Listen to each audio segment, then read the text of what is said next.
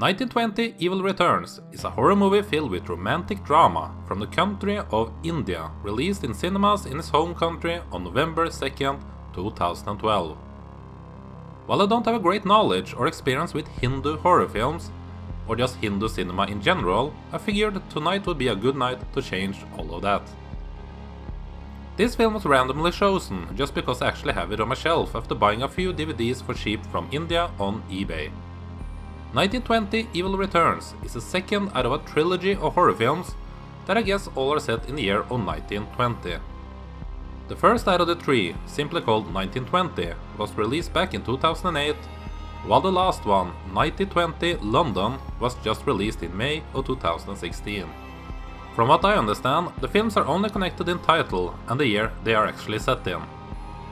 1920 Evil Returns is basically a dramatic love story with a possession exorcism subplot added to it to give it the horror genre label.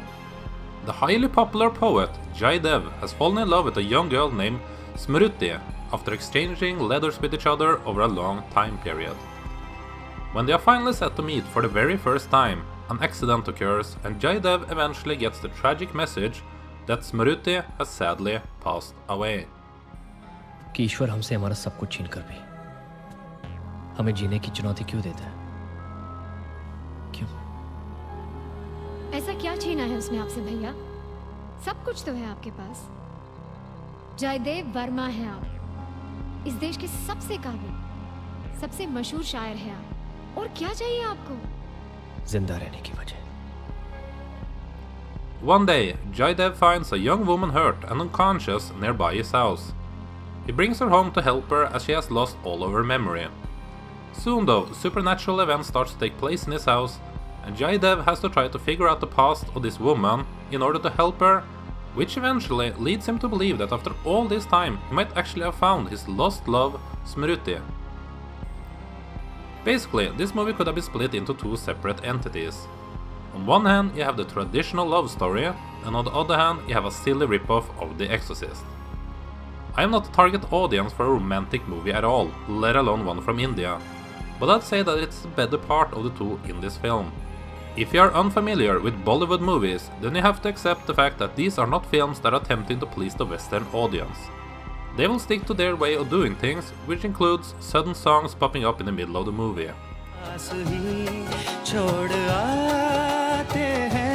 तुझसे अपनी रातों को सुबह हम बनाते हैं खुद को तेरे पास ही छोड़ आते हैं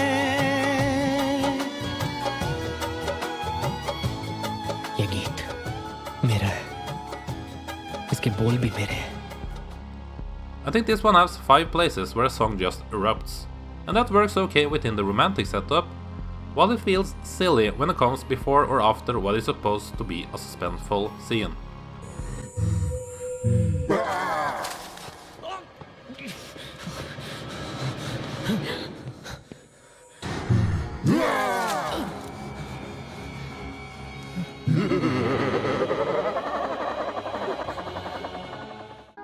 ये संगीता नहीं स्मृति है मेरी स्मृति मेरी किस्मत के हर एक पन्ने पे मेरे जीते जी बाद मरने के मेरे हर एक कल हर एक लम्हे में. The horror elements are obviously ripped off from The Exorcist. In fact, if you cut out the romantic parts of the film, you could end up with an hour-long silly possession film. It almost feels like the filmmakers behind this had little experience with the genre, as everything they do seems to be very innocent. I have no idea if this type of style works for the audience in India, but I can safely say that this will not bring shivers down the spine to anyone who has seen a few American horror films before. The dialogue also takes some time to get used to. It's all trying to be very poetic and romantic, and I'm giving it a benefit of doubt due to the cultural differences, as if this was the actual dialogue from an American or European film, I would be very harsh and describe it as laughable at best. The script is written by Vikram Bhatt, who has written and or directed about 10 other horror films. The director of this one is Bhushan Patel, a guy who started as a cinematographer before getting his directorial debut on this film.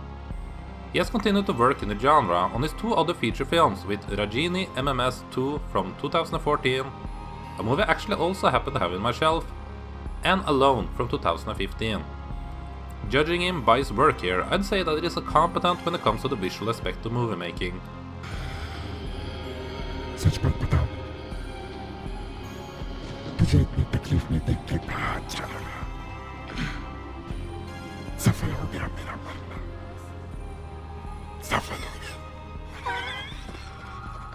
He could come up with a few different ways of shooting dialogue scenes though, as most of them seems to be a character looking one way, with the other standing behind him or her, giving the movie too much of a soap opera feel to it.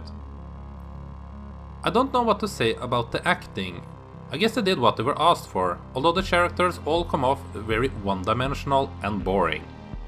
Aftab Shivdasani plays the leading role of Jaidev, and while he is an experienced actor, his character Jaidev is just so bland and uninteresting. The gorgeous Tia Bajpai plays Smruti, and while she both plays a woman filled with innocence and a possessed one, I also would have liked a bit more emotional range from her as well. It is just boring with characters who are supposed to be all goody two-shoe and perfect.